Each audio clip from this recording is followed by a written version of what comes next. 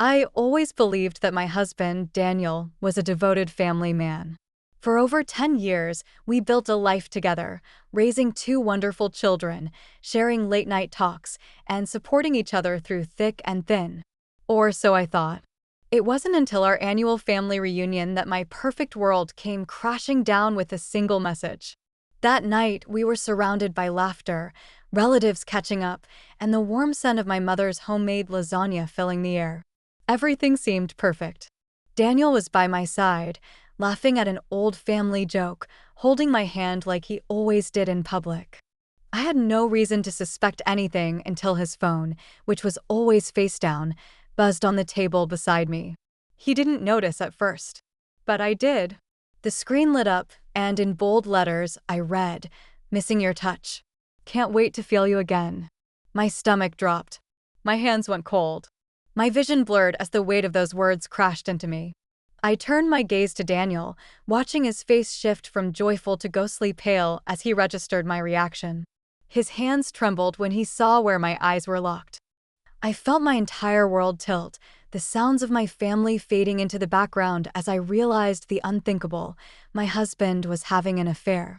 The worst part? We were in a room full of people who thought we had the perfect marriage. I took a deep breath, heart pounding, and made a decision right then and there. He wasn't getting away with this. And what happened next? Well, let's just say, no one at that family reunion would ever forget that night. I'm Emily, 36 years old, a devoted wife and mother of two amazing kids, Liam, 10, and Sophie, 7. For over a decade, I dedicated myself to building a happy home with my husband, Daniel. We met in college, fell in love almost instantly, and built what I believed was a rock-solid marriage. He was charming, hardworking, and always knew how to make me laugh. Our life together wasn't always perfect, but I believed we were partners in everything until that night at our family reunion shattered my faith in him. Daniel was the kind of husband who made everything look effortless. He had a successful career in finance, provided for our family, and always played the role of the loving father and husband. To everyone else, we had the dream marriage. Date nights, vacations, inside jokes, it all seemed so real. But in hindsight, maybe I was just seeing what I wanted to see. My relationship with my family was strong, and they adored Daniel. My parents treated him like their own son, my siblings looked up to him, and even my aunts and uncles always talked about how lucky I was to have found such a good man. He knew how to charm his way into people's hearts, and for the longest time, I thought that was because he genuinely loved me. That's why, when we arrived at my parents' house for the reunion, I was in the best mood. My mom had prepared a feast, the kids were excited to see their cousins, and Daniel, well, he was his usual self. Attentive, affectionate, blending in perfectly with my family like he always did. Looking back, it sickens me to think about how effortlessly he deceived us all. That night, we were gathered in the backyard under twinkling lights, the air filled with the delicious aroma of grilled food. Everyone was laughing, reminiscing about old times. It was a tradition we held every year, bringing together family members from near and far. A time of love, warmth, and shared memories. And then, his phone buzzed. It was sitting face up for once, right next to me on the table. A rare sight, considering how Daniel was always careful to keep his phone out of my reach. Maybe he got too comfortable. Maybe he thought I wouldn't look. But I did. And what I saw shattered me. The message, in bold letters, stood out like a slap to my face. "Missing your touch. Can't wait to feel you again." I felt like the air had been sucked out of my lungs. My fingers trembled as I stared at the screen, my heart pounding so loudly that it drowned out the sounds of my family laughing around me. My stomach twisted into knots, and my mind went blank. This wasn't a wrong number. This wasn't a misunderstanding. It was a message from another woman, someone who had been intimate with my husband. Someone who clearly felt comfortable enough to text him like this in the middle of a family gathering. My world tilted on its axis as the realization hit me. Daniel was cheating on me. I turned my head, locking eyes with my husband. The second he saw my expression, I knew he understood. His face went pale, his lips parted slightly as if to say something, but no words came out. His hand instinctively reached for the phone, but it was too late. I had already seen everything. And in that moment, surrounded by my family, people who thought we had the perfect marriage, I made a decision. He wasn't going to walk away from this unscathed. He wasn't going to get away with betraying me. And what happened next? Well, let's just say, no one at that family reunion would ever forget that night. For a few seconds, I couldn't breathe. The world around me blurred, the sound of my family's laughter becoming nothing more than muffled noise in the background. My hands trembled as I clenched them into fists beneath the table. My heart pounded so loudly in my ears that I almost didn't hear Daniel stammer my name. "Emily," he started, his voice barely above a whisper, his eyes darting between me and his phone. I inhaled sharply, forcing myself to steady my voice as I pushed his phone toward him. "You got a message," I said, my tone deceptively calm. The blood drained from his face. His fingers fumbled as he grabbed the phone and quickly turned the screen away from view, but the damage was already done. I had seen everything, and the look in his eyes confirmed what I already knew. He was guilty. A surge of emotions hit me all at once: shock, pain, betrayal. But beneath all of that, a fire was starting to burn. I refused to sit there like a fool, pretending everything was fine. Not this time. I swallowed back the lump in my throat and looked at him, my voice sharp and steady. "Who is she?" His Adam's apple bobbed as he swallowed hard. "Emily, let's not do this here." His voice was low, pleading, but I wasn't about to give him an easy way out. I let out a bitter laugh. "Oh, but you had no problem texting your mistress while sitting at a table full of my family? In my parents' home? You weren't thinking about not doing this here when you were sneaking around, were you?" The conversation caught the attention of my sister, Hannah, who was sitting across from us. She furrowed her brows, setting her drink down. "What's going on?" Daniel shot me a look, silently begging me not to make a scene. But why should I protect him? Why should I sit there and let him dictate how this played out? I turned to Hannah, my voice shaking with rage. "Daniel's mistress just texted him." I mimicked the message, my voice dripping with venom. "Missing your touch. Can't wait to feel you again." The entire table went silent. The cheerful chatter around us came to an abrupt halt as everyone processed what I had just said. My mother's hand flew to her mouth in shock. My father, who had always respected Daniel, narrowed his eyes, his jaw tightening. Daniel stiffened. "Emily, please." "Please, what? Don't embarrass you? Don't ruin your perfect little image?" I let out a hollow laugh. "Newsflash, Daniel, you ruined this. You humiliated me the second you decided to cheat." By now, everyone at the reunion had turned their attention toward us. The silence was suffocating. My younger brother, James, who had always been protective of me, stood up, glaring at Daniel. "Are you serious right now?" he snapped. "You've been screwing around behind my sister's back?" Daniel ran a hand through his hair, his face twisted with panic. "It's not what it looks like," he blurted out. I shot him a glare. "Oh, really? So you mean to tell me that another woman just happens to be texting you about missing your touch for no reason?" He opened his mouth, but no words came out.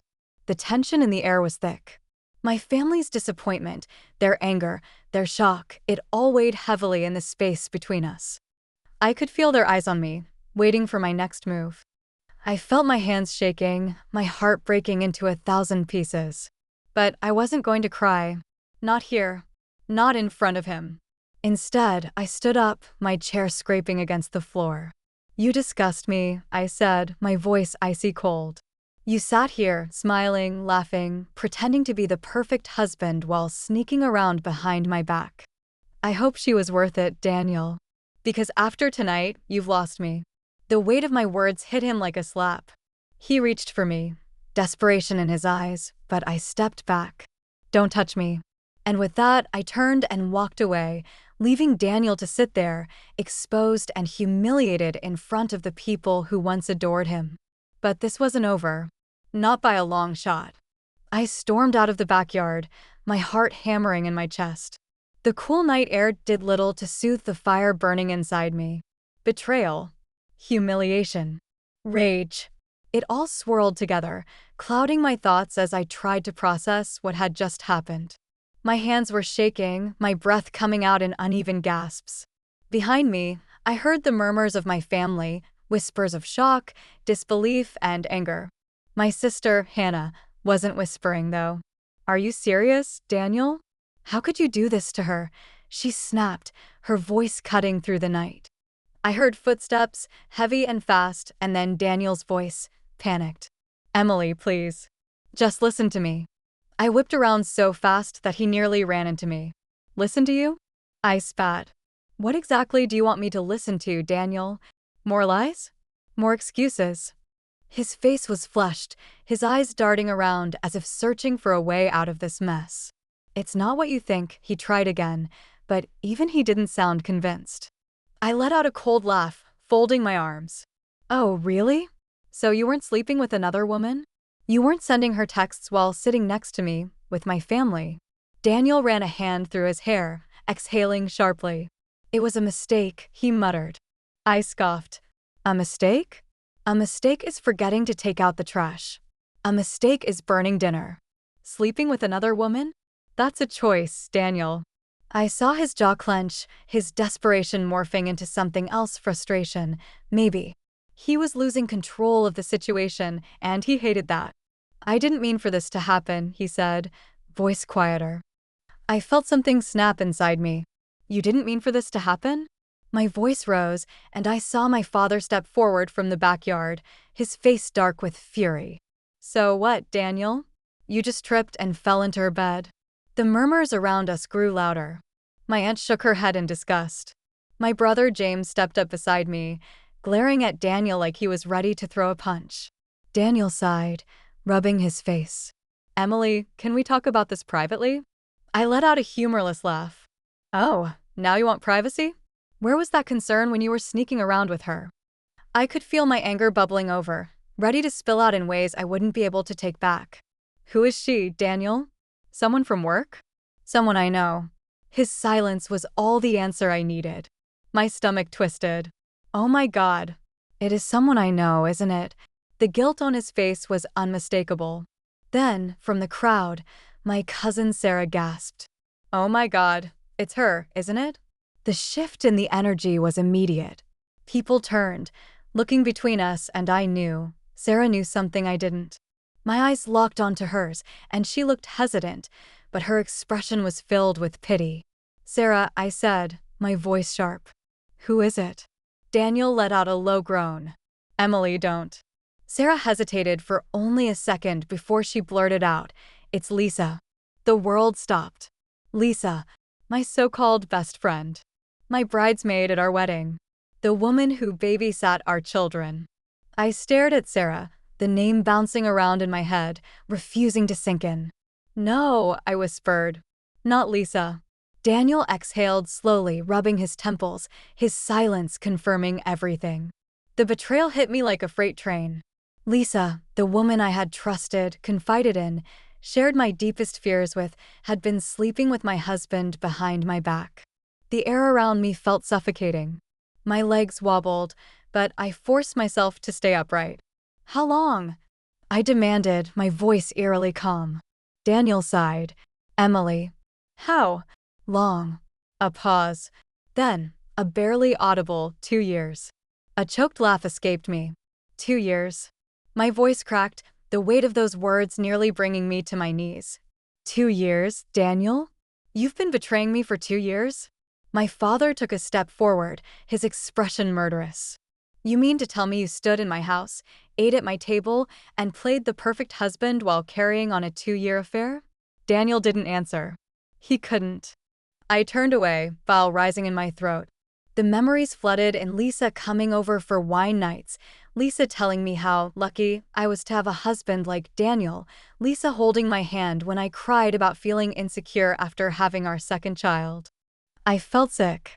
And then, as if the universe wanted to twist the knife even deeper, my phone buzzed in my pocket. I pulled it out with shaking hands. A text. From Lisa. "Lisa, hey babe, everything okay? Daniel just texted me saying you found out. I can explain. Please call me." I let out a dry, humorless laugh, shaking my head. "She wants to explain?" I muttered under my breath. Hannah, who had been silently fuming beside me, reached over and snatched the phone from my hand. Without hesitation, she called Lisa. I heard the ringing, the anticipation thick in the air. Then, Lisa picked up. Emily, Hannah cut her off. You absolute piece of trash. The entire backyard fell silent. I heard Lisa inhale sharply. Hannah, please. Oh, don't you dare beg for sympathy now, Hannah snapped. You were sleeping with my sister's husband for 2 years, and you have the nerve to ask if she's okay? You're dead to us. She ended the call before Lisa could say another word and tossed my phone back to me. I turned back to Daniel, my chest rising and falling with each ragged breath. You don't live in my house anymore, I said, my voice icy. You don't see our kids until we have a legal agreement in place. And you sure as hell don't get to play the sorry card. He looked desperate, like he wanted to argue, but I didn't give him the chance. I turned to James. Take him inside. I don't want him near me. James, more than happy to oblige, grabbed Daniel by the arm. You heard her, he growled. Let's go. Daniel didn't fight back. He knew he had lost. As he disappeared inside, I let out a shaky breath. The night had started with laughter and love, and now it had turned into my worst nightmare. But I wasn't broken. Not yet. And I would make sure that both Daniel and Lisa paid for what they did. The night felt endless, but the fire inside me only grew stronger. The moment Daniel was out of my sight, my emotions shifted from devastation to determination. I had spent over a decade building a life with him, trusting him and giving him everything.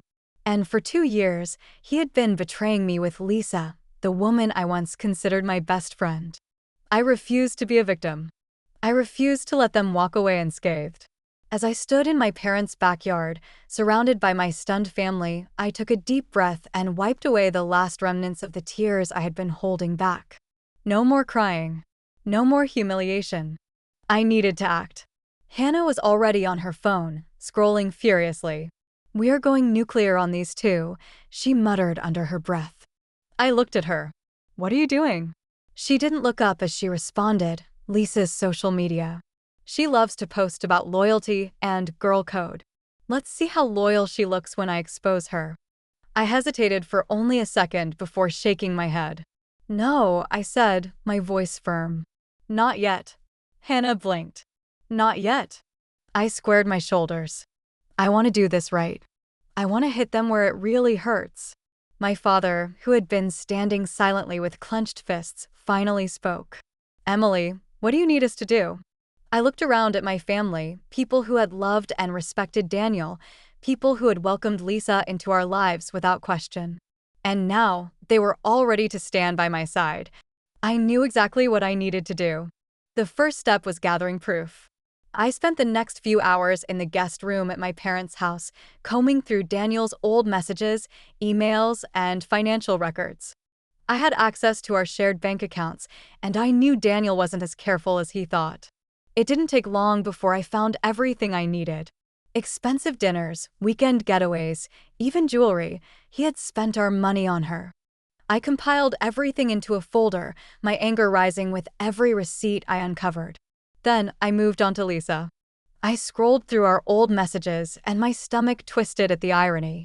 For years, she had played the role of my supportive best friend. There were messages where she comforted me when Daniel came home late.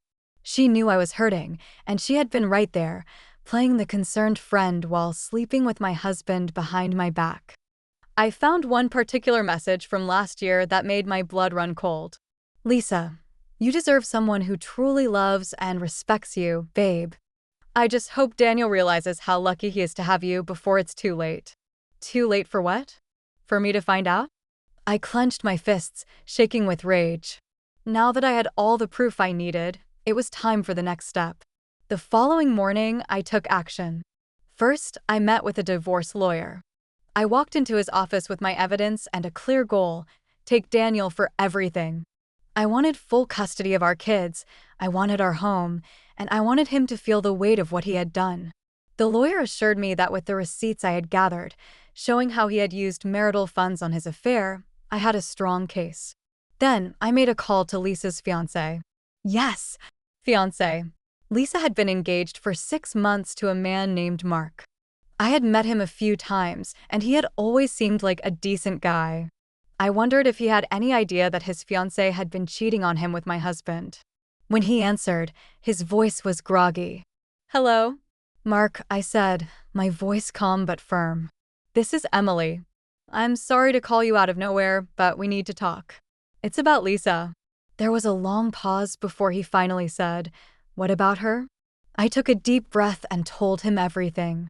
At first, he didn't believe me. He stammered, trying to defend her, but when I sent him screenshots, Lisa's texts, the proof of the hotel reservations Daniel had booked, silence filled the line. Then he whispered, "That cheating bitch." I nodded, even though he couldn't see me. "Yeah, I thought you should know." He exhaled sharply. "Thanks for telling me. But don't think for a second that I'm going to let her get away with this." Good.